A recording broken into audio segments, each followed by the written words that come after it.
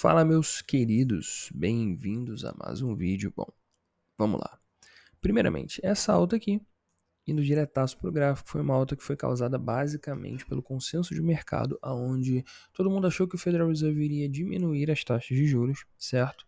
Não iria mais aumentar, o cenário estava lindo, maravilhoso, e aí teve essa belíssima pernada de alta. Isso também é aliado ao fato de que a Grayscale havia conseguido uma importante vitória no que tange à emissão dos ETFs de Bitcoin. Depois a SEC veio com um banho de água fria dizendo que não vai fazer nada esse ano, né? Pode até fazer, mas não vai ser agora, e aí o mercado entregou essa pernada gigantesca de baixa. Mas observa como mesmo nesse cenário é impossível você não encontrar padrões que sejam inteiramente interessantes de operar. E aí a gente vai dar uma passeada aqui desde o fundo rapidinho, eu vou pincelar rápido e a gente continua o vídeo. Nesse momento você teve um Barbell Wire aqui, né? Não foi tão interessante porque a gente tinha um processo de lateralização chamado de arame farpado. Rompemos esse arame farpado para cima e entregamos topos e fundos. Tendência excelente para operar. Depois, isso aqui foi um evento de falso rompimento, né? Aquele pânico no mercado que aconteceu em março. E aí depois, novamente, processo de alta. Aqui a gente teve um canal.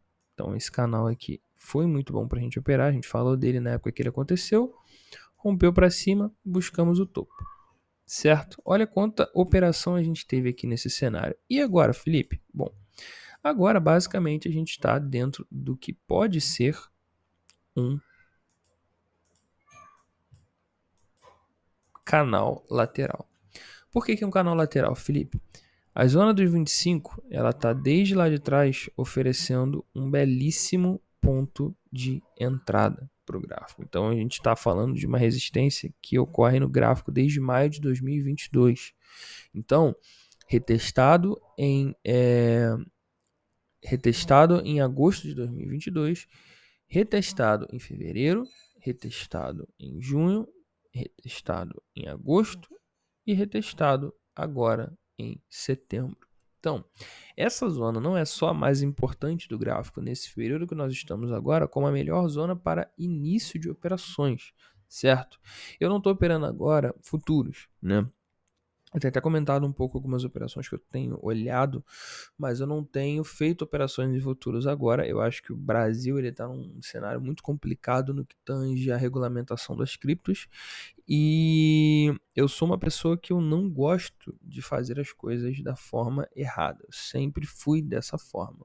Então eu prefiro não operar futuros agora até que de fato haja um cenário e suas especificidades perfeitamente desenhadas, do que amanhã ter que estar pagando um absurdo de imposto por não ter declarado as minhas operações em futuros. Tudo que eu faço em relação ao swing trade, tudo que eu faço em relação a mini índice, o que eu compro em relação a ações, é tudo feito dentro de um caráter da lei. Eu não posso exigir transparência dos meus governantes se eu não sou transparente com as regras que já estão aí. Eu acho que eu firo, se é que essa palavra existe, mas eu quebro o princípio da coerência e eu não gosto de ser incoerente.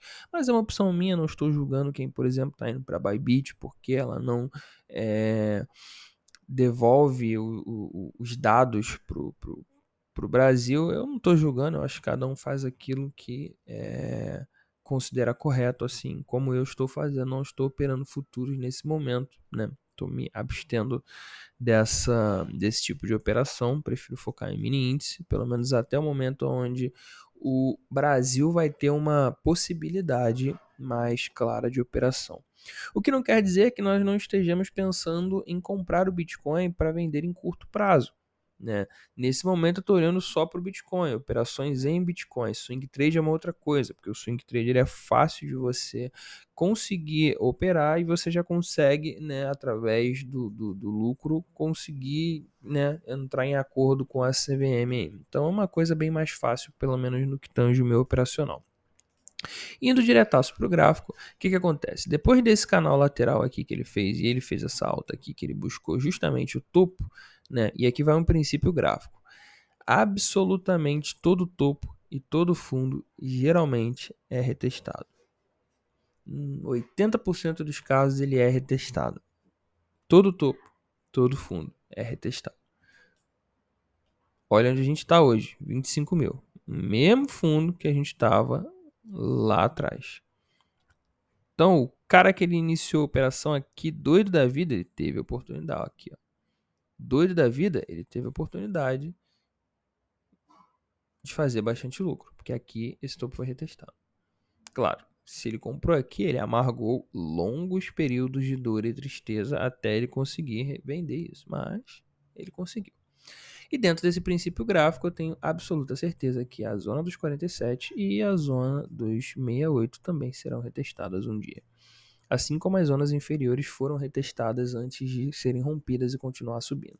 O que nos leva a um segundo princípio gráfico. Toda tendência é válida até que ela seja rompida. O gráfico ele segue o princípio da inércia. Eu nunca fui muito bom em física, eu tirava 8 em física e eu considero 8 baixo porque eu era nerd. Então, né, minhas notas nas minhas melhores matérias eram 9,5 e 10. Fazer o quê? Né? A gente era nerd, eu não vou negar hoje. E o que acontece? O princípio da inércia ele diz que toda força tende a continuar ativa até que outra força venha contrária a ela. Então é basicamente o seguinte: se o gráfico está andando lateral, ele tende a se manter lateral até que algo quebre essa lateralidade.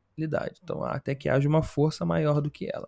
E essa força tende a ser a dominante, o que significa que no momento que romper para baixo, é para baixo que a gente vai olhar. No momento que romper para cima, é para cima que a gente vai olhar. E não tem desenrolo em relação a isso. Obviamente, dentro de um caráter de rompimento verdadeiro, e não esse cenário aqui que foi um rompimento falso. Certo? Rompeu. Deu uma retestada, então é para baixo que a gente olha a partir de agora. Rompeu. Retestou, então é para cima que a gente olha a partir de agora. Então esse é basicamente o princípio da inércia aplicado ao gráfico. Me pergunto se é por isso que a maioria dos gestores hoje em dia são formados em engenharia. Mas enfim, isso não vem ao caso. O ponto aqui é o seguinte: nesse cenário, nós justamente buscamos novamente o mesmo fundo que foi retestado desde 2022, desde antes da bull run que levou até o topo histórico no último cenário, né? Porque esse fundo é muito antigo. Esse fundo é muito antigo. Então o que acontece? Não, aqui foi depois, né? Aqui ele só chegou a fazer uma resistência ali próxima à zona dos 24, né? Então, depois do topo histórico. Mas é um fundo extremamente forte. Então eu considero válido sim, porque uma operação aqui, obviamente, você vai encher sua carteira de hold também. Uma operação aqui pode facilmente levar o Bitcoin aí, ó, 17% de lucro, basicamente aqui, deixa eu tirar isso aqui da frente. 18% de lucro numa operação de swing trade aqui, que seria interessante pra caramba pra gente, né? Obviamente a gente vai olhar outros ativos aqui também, mas né, esse fundo eu tô pretendendo só entrar em Bitcoin. No próximo fundo ascendente a gente tenta pegar umas outras criptos. Mas nesse fundo aqui, cara, é excelente pra gente iniciar operações. Não tem desenrolo aqui, não tem como dizer que isso aqui tá errado pra gente.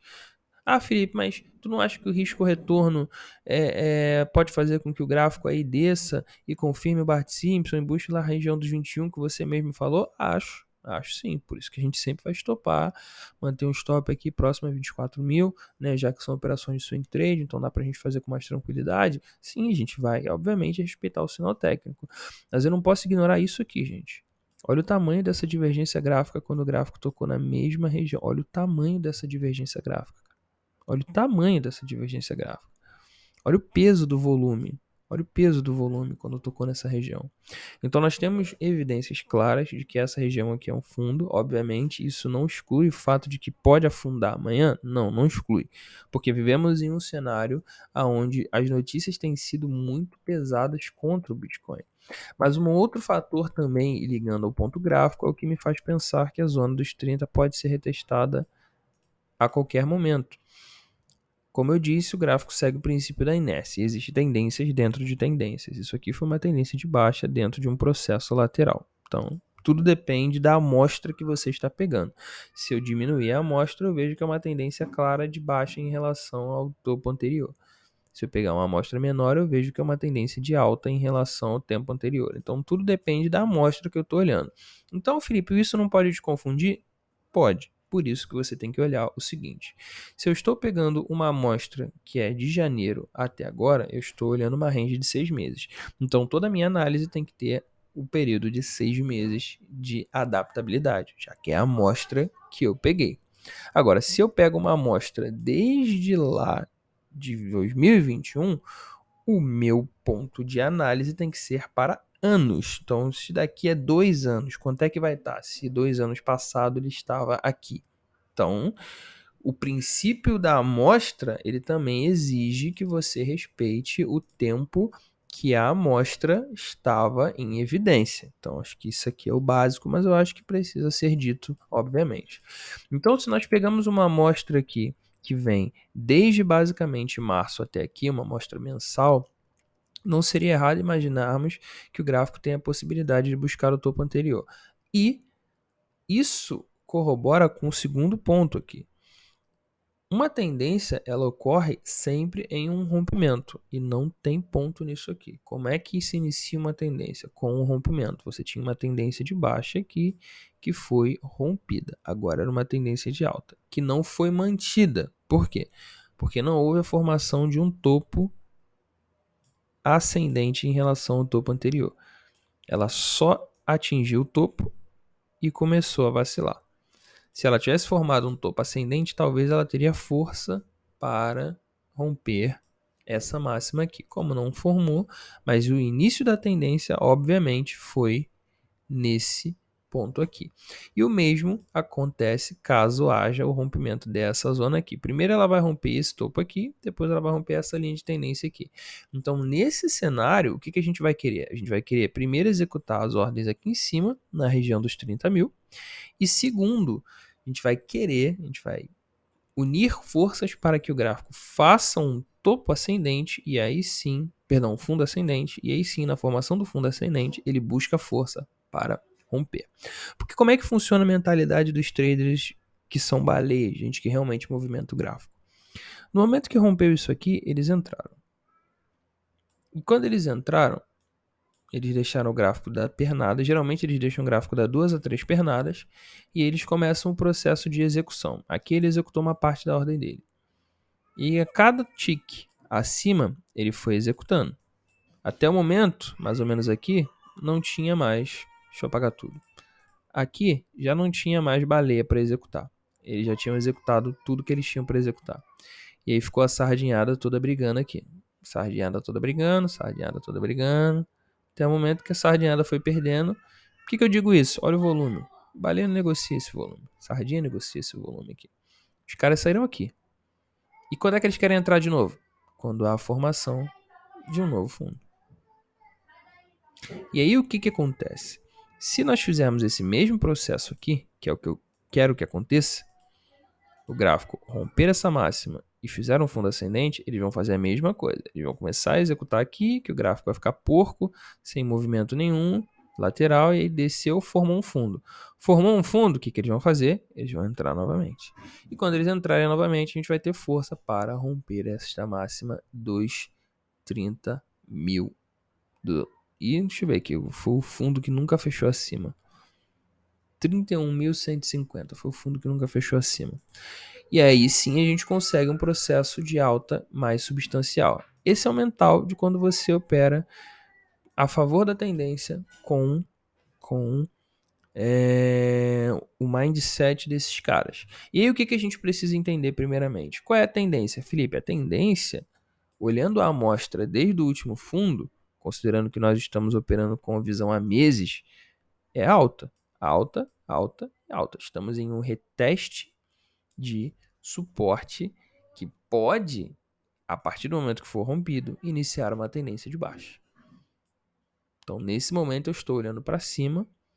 Embora haja, sim, a possibilidade real de buscarmos aqui embaixo, 21.500, num cenário que buscar isso aqui, já vai ser uma tendência de baixa pesada. Por quê? Porque perdeu o principal ponto de suporte que anteriormente deveria ser a defesa da tendência de alta. Então, fundo, fundo, fundo. Perdeu fundo é o quê?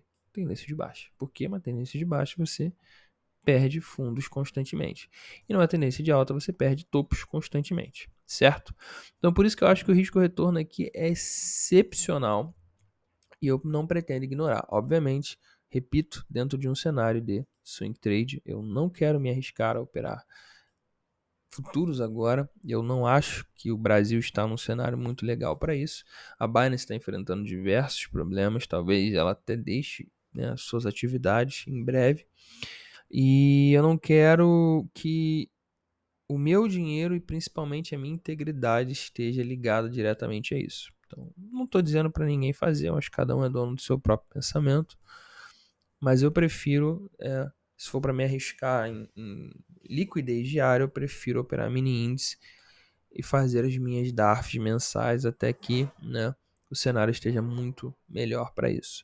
Mas eu estou vendo esse cenário para o Bitcoin, então eu estou me arriscando sim, certo? Esperando, obviamente, um price action melhor, que é o quê? Que é um rompimento disso aqui, de repente um fechamento melhor, que aí a gente aumenta as posições. Nesse fundo aqui eu acho válido a gente pegar hold, né? Eu peguei hold nesses fundos aqui, e talvez eu execute parte desse hold aqui em cima, se for o caso, e talvez eu aumente as posições. Talvez não, eu vou aumentar as posições se o gráfico melhorar esse price action aqui. E aí a mentalidade é diferente. A mentalidade é o seguinte: se tocar nesse fundo, eu comprei hold em uma zona excepcional para comprar hold. Se romper essa máxima e fechar com candle legal, no rompimento dela, eu compro o swing trade para vender aqui em cima. Então, eu acho que esse é o tipo de pensamento que a gente tem que ter agora. O gráfico não está mostrando que vai entregar essa alta nem tão cedo. 4 horas deixa bem evidente que a coisa não está bonita, pelo contrário, a coisa está bem feia, mas tem essa linha de tendência aqui que a gente pode ficar de olho. Ela é justamente a linha de tendência, lembra do que eu falei? Toda tendência começa com um rompimento. Então a gente tem a zona dos 26.800 como zona de eventual resistência e essa linha de tendência aqui do 4 horas que pode ser útil para a gente no eventual rompimento. Nada impede que ele ande de lado, faça mais alguns dojis e martelos e venha romper aqui. Rompeu aqui, sem problema. A gente vai aumentar as posições aqui. O que nós fizemos aqui no fundo foi aumentar as posições de hold. Então é assim que a gente opera da forma mais simples e tranquila possível. Eu tento falar aqui para vocês o quanto é tranquilo operar quando você olha só o gráfico, né? O quanto é tranquilo operar. Operar não é uma coisa difícil.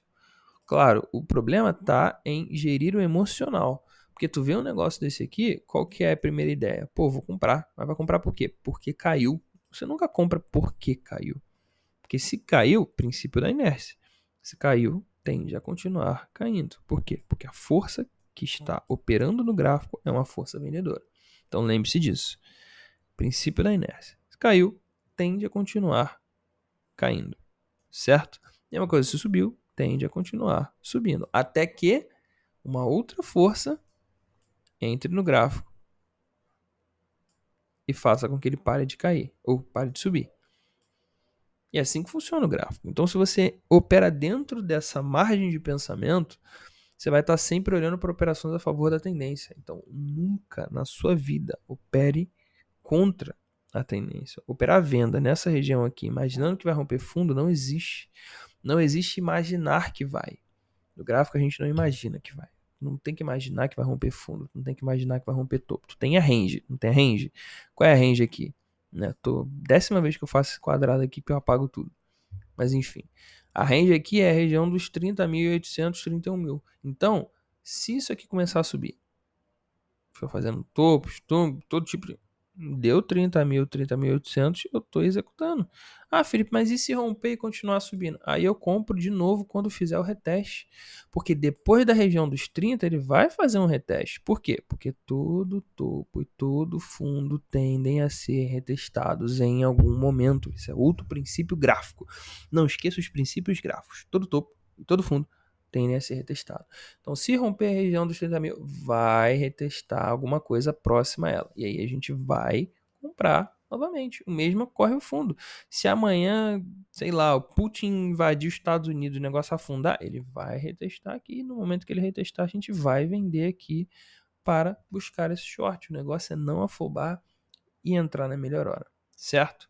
Se esse vídeo foi útil para você, por favor, deixe seu like, segue se você não é inscrito e confere o link.